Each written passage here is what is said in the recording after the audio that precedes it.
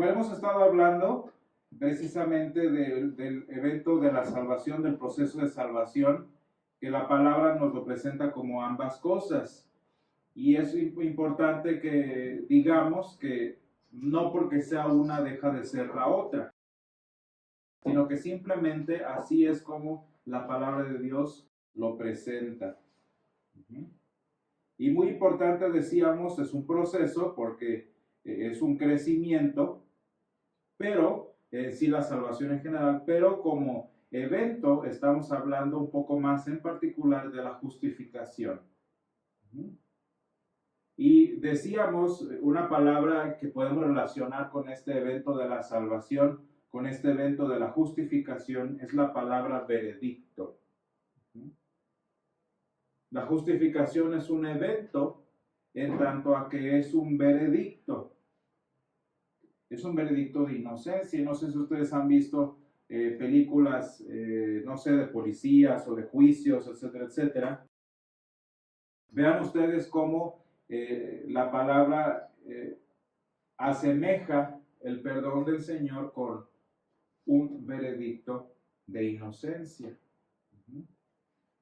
Y fíjense cómo cuando hablamos de la justificación en este sentido de ser un veredicto, se diferencia un poco ya de la salvación como una regeneración, y esto es importante. Tenemos varias palabras que nos van sirviendo, tenemos justificación, tenemos salvación, tenemos regeneración, pero vean cómo la regeneración es un proceso como de curación, como un proceso de restauración. A eso nos referimos también con que la salvación es un proceso, pero la justificación en sí misma no es una regeneración, sino que es un veredicto de justicia. Y decíamos, y es muy importante que lo sepamos siempre, que la justificación no es un cambio obrado en el pecador. Y decíamos que, bueno, de esta verdad, de este principio, tanto encontramos descanso en el Señor, como también nos despojamos de cualquier falsa confianza. Una confianza engañosa que pueda tener malas consecuencias en nosotros. Fíjense bien, entonces la justificación no es un cambio obrado en el creyente. No es que el creyente era pecador y después ya no lo es. Fíjense, yo les ponía el ejemplo a los niños de confirmación. Yo les decía, si esto no fuera un juicio, sino una transformación, la primera cosa que tú verías en tu vida es que te vuelves inmortal. Te vuelves inmortal. Y fíjense cómo, a pesar de que los cristianos pueden ser cristianos 20 años, 30 años, 40 años, siguen siendo mortales. ¿Por qué? Pues porque la justificación no nos hace superhumanos. La justificación no nos hace, digamos, santos puros. Y fíjense bien las palabras que uso, no nos hace, nos declara santos.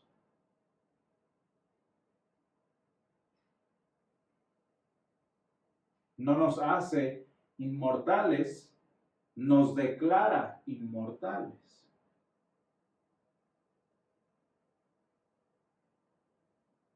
Y esto es muy importante, ¿por qué? Pues porque ya hemos sabido y decíamos hace tiempo que esta es una de las consecuencias. Malentender esto ha sido una de las causas, perdón, de que, por ejemplo, haya personas que dicen yo soy salvo y ya no peco. Yo soy salvo y soy perfecto. Muchos cristianos malentienden y malaplican el concepto de no hay condenación para los que están en Cristo Jesús. Y violentan ese pasaje. Y fíjense, no estoy diciendo que sí hay condenación para los... No. Lo que estoy diciendo es que ese pasaje nos está llevando, la atención de ese pasaje es en Jesús, no en nosotros. ¿Se fijan? ¿Cuál es la razón de que no haya condenación en Cristo Jesús? Como dice San Pablo, ¿no? Entonces es muy importante, la justificación nos declara, dice que es un acto declarativo de Dios a propósito o respecto del creyente.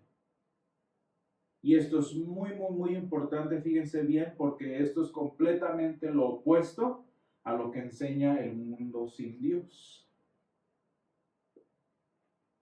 A lo que enseña el mundo sin la palabra. Fíjense ustedes cómo en los movimientos modernos que estamos viendo suceder, para que tengas un cierto valor social, para que tengas un reconocimiento público, necesitas definirte y volverte lo que dices ser.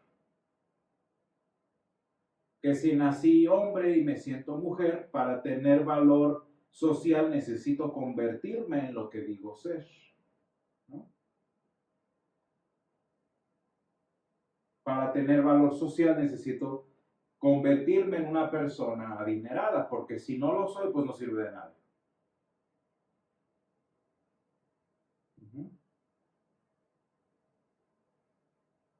Y en este caso la justificación nos declara y nos encuentra perdonados, santos, perfectos, aun cuando no lo seamos.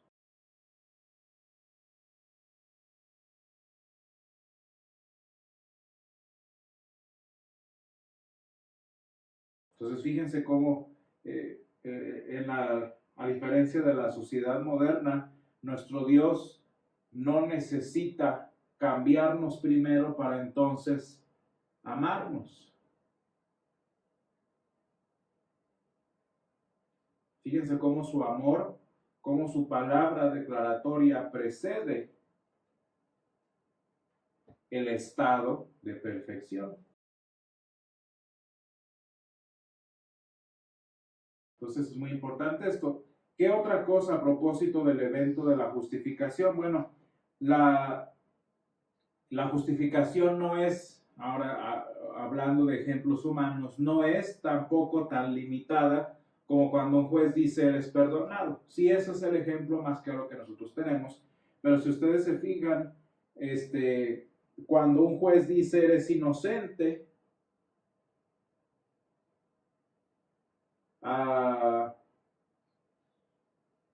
en ese caso dice eres inocente porque no se encontraron pruebas en tu contra. Si nos ponemos a pensar, no sé, en una serie policíaca o algo así de leyes o de abogados, cuando un juez declara inocente es porque no hubo pruebas en contra. En este caso, porque el Estado no encontró argumentos en contra del acusado. Y entonces, pues en consecuencia, ¿qué es lo que hace el juez? Pues dice lo que es, ¿no? Pues entonces, como no hay nada en tu contra, como no se ha probado que hiciste nada malo, pues entonces quedas exculpado, y así no es como funciona en este caso. ¿Por qué? Porque en nuestro caso sí hay pruebas en contra, en nuestro caso sí hay un caso firme en contra de nosotros, en nuestro caso sí hubo violación de la ley de Dios, en nuestro caso sí hay culpa, y sin embargo, a pesar de esa culpa, a pesar de ese pecado, a pesar de esa situación, el Señor nos declara inocentes. ¿Por qué? Y volvemos a lo que nosotros conocemos de parte de la palabra, ¿no? Porque la satisfacción de la justicia de Dios, ese es un término que utilizan nuestros teólogos, porque la satisfacción de esta culpa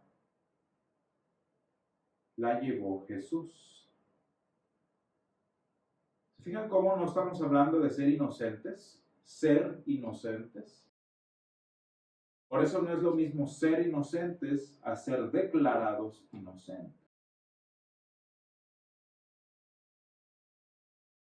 Ser inocente sería como lo que les decía al principio. Ser inocente es que no hubo pruebas, se comprueba que no soy culpable y entonces, pues, por la manera natural, el juez me declara inocente. En este caso no es así. No somos hechos, no somos justos, sino que a pesar de nuestra condición, a pesar de las pruebas, a pesar de la culpa, a pesar de esto y lo otro, somos declarados inocentes, declarados aunque no lo seamos. ¿Por qué? Pues porque en este caso la satisfacción de lo que nos tocaba a nosotros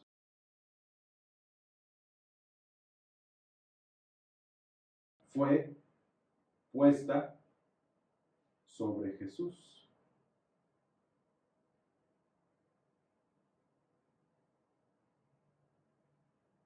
Los ejemplos que nos dan, por ejemplo, nuestros teólogos, es que no es igual como una orden ejecutiva, hablando del presidente, ¿no?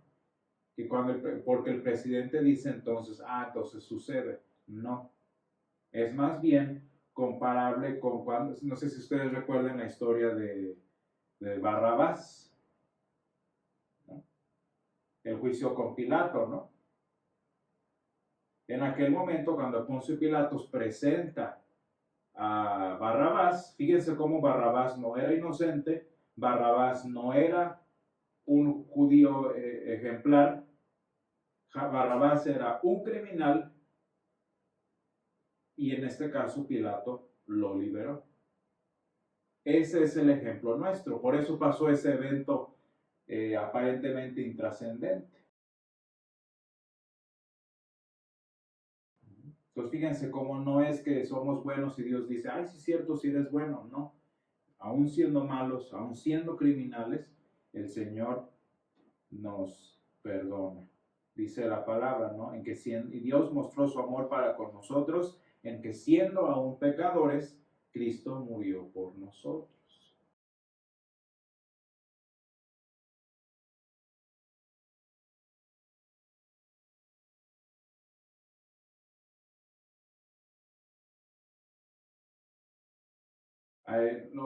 Otro ejemplo que nos dan nuestros maestros es, por ejemplo, en términos bancarios, ¿no?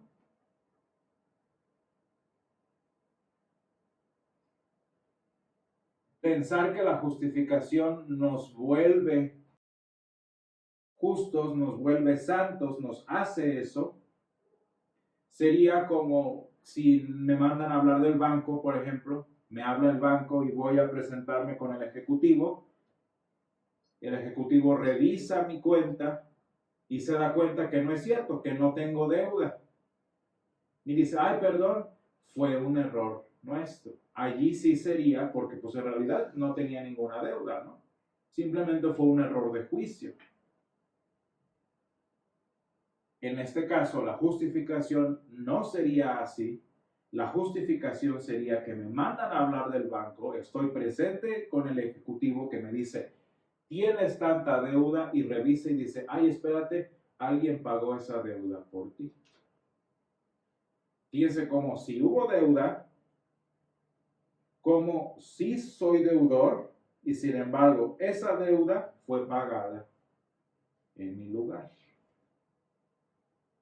Dice el apóstol San Pablo, deudores somos. Pues ¿de qué? Pues de lo que estamos diciendo, ¿no? Entonces, espero que con esto vaya quedando más claro la naturaleza de la justificación como un veredicto.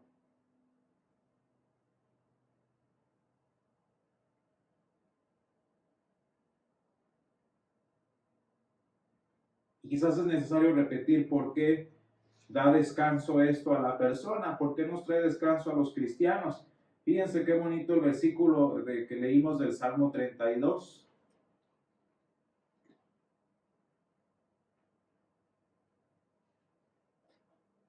Dice el Salmo 32, versículo 2, bienaventurado el hombre a quien el Señor no culpa de iniquidad.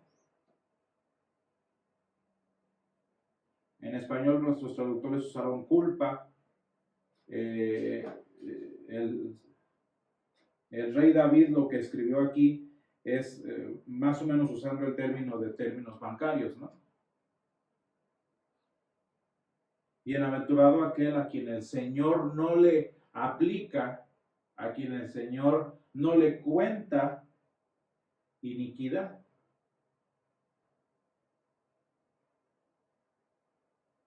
Y la persona que no entiende la belleza de este versículo 2 es que de plano no tiene ni idea de lo que el Señor ha hecho en su vida o porque precisamente el Señor no ha hecho nada en su vida. Fíjense qué bonito dice, bienaventurado el hombre a quien el Señor no le cuenta iniquidad. Sí está la iniquidad. Sí está la culpabilidad. Y sin embargo el Señor no la cuenta a propósito.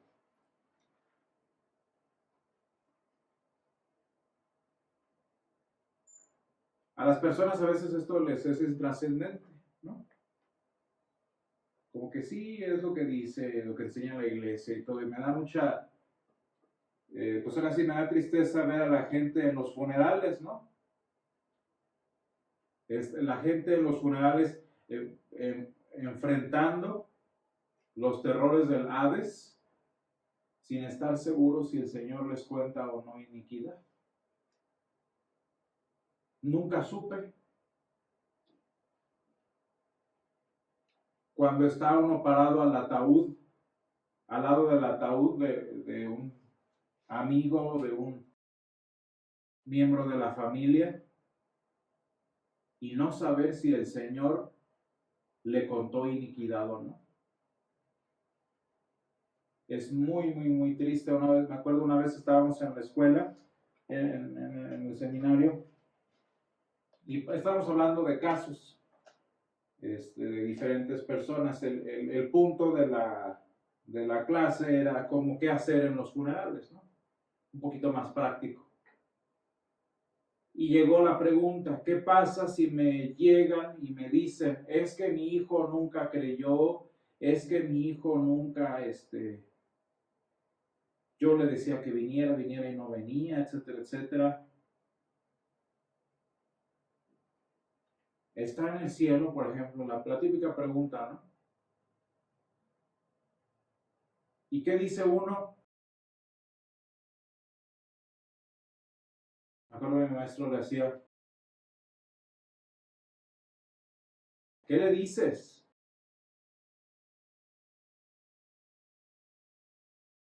Pues no sé.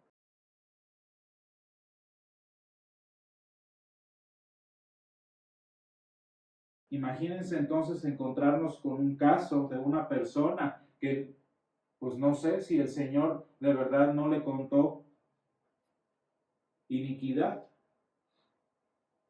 Aquí dice, bienaventurado el hombre a quien el Señor no culpa de iniquidad, pero si no sé si el Señor le contó o no iniquidad, pues entonces el hombre no es bienaventurado.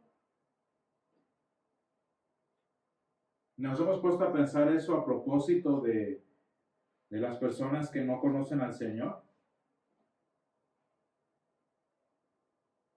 Es que fue una persona muy linda.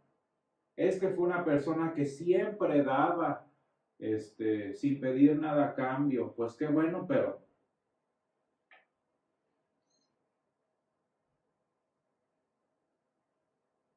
¿se fijan? Y ahorita no nos importa, ¿no? O sea, a las personas en común, pues no les interesa. Si no estarían las iglesias atiborradas de gente, ¿no? Pues no, la gente no le es trascendente. Pero cuando ya está el Hades allí, cuando ya están las puertas del Seol allí,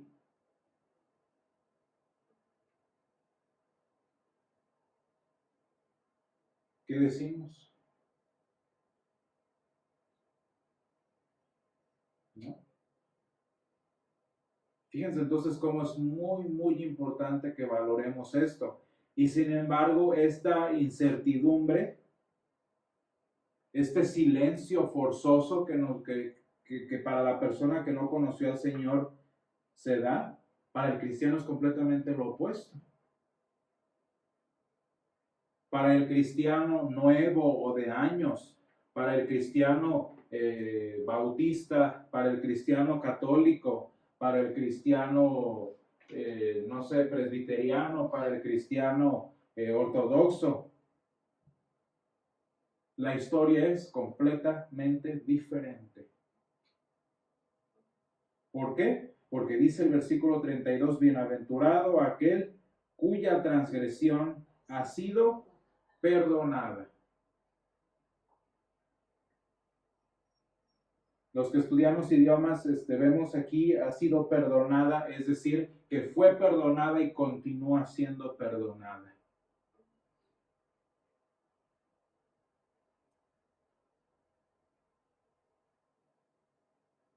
Y cubierto su pecado. Vean ustedes las analogías que utiliza la palabra a propósito.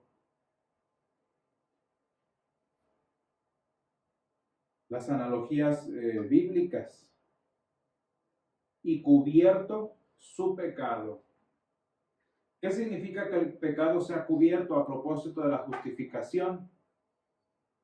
Que el pecado no, ¿cómo les diré?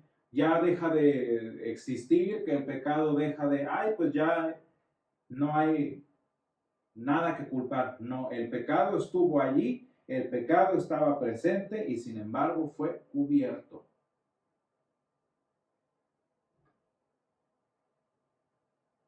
Una hermana que una vez estaba dando una meditación decía, cuando el Señor viene a nuestro corazón, no manda a quien le limpie primero la casa y luego Él llega.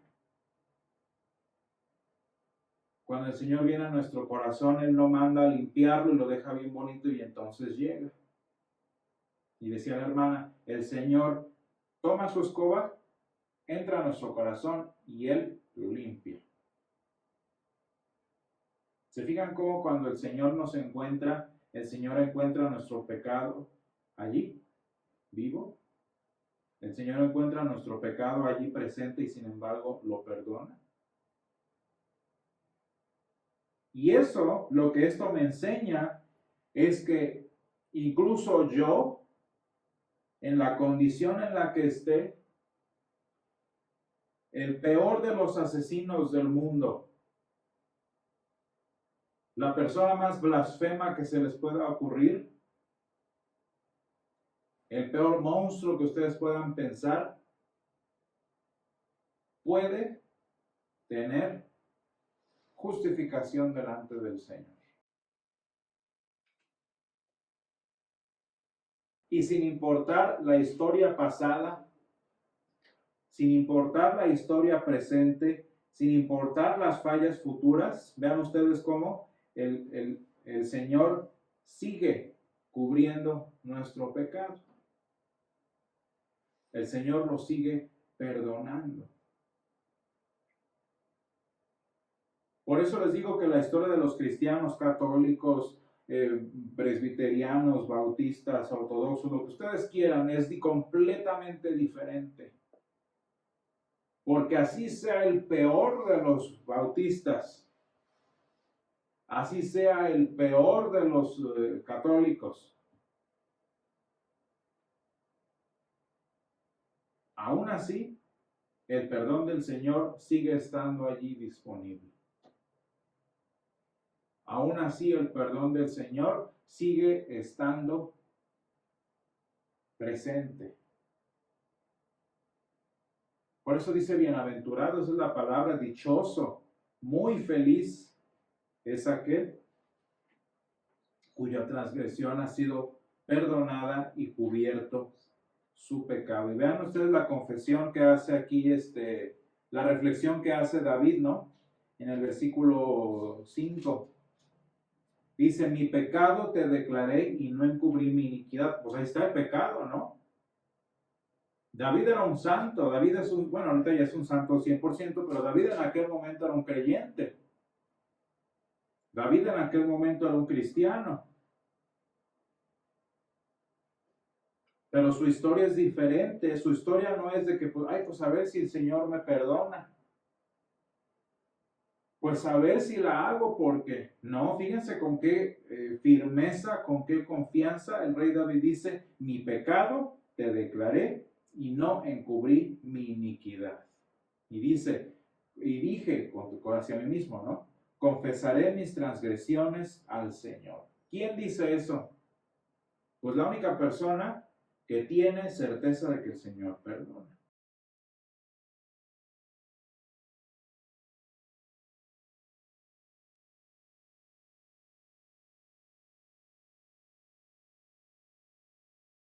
Puede que a la persona no haya sido el mejor católico del mundo, que la persona no haya sido el mejor, no sé, asambleas de Dios del mundo o carismático del mundo. Pero precisamente porque no lo fue, para el cristiano siempre está la certeza de que el Señor perdona la maldad del pecado, como dice David. Historias completamente diferentes. Imagínense qué difícil sería si la justificación del Señor fuera transformativa. Pues a qué hora, ¿cómo sé si el Señor me perdonó si sigo en lo mismo? ¿Cómo sé si le pertenezco al Señor si sigo siendo igual que siempre? No, pues nunca. Hasta que te mueras y a ver si llegas al cielo, ¿no? Y ya que estás en el cielo, bueno, ahora sí estás seguro de que sí le hiciste. Y no, gracias a que la justificación es declarativa y no transformativa, desde hoy estoy seguro de que si confieso mi pecado, el Señor lo perdona.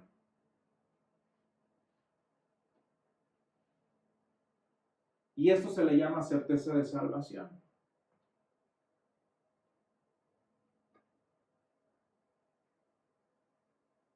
Es que la hermana batalla con, no sé, con el pecado que se les ocurra, con la mentira, con la murmuración, con el chisme, ¿no? No, pues es que de seguro no es salva. Imagínense, pobre mujer.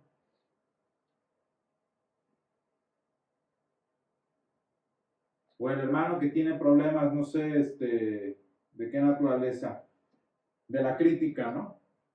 Que sería el asesinato, según el doctor Lutero. No, pues es que de seguro no es cristiano. Y fíjense ustedes cómo luego los de afuera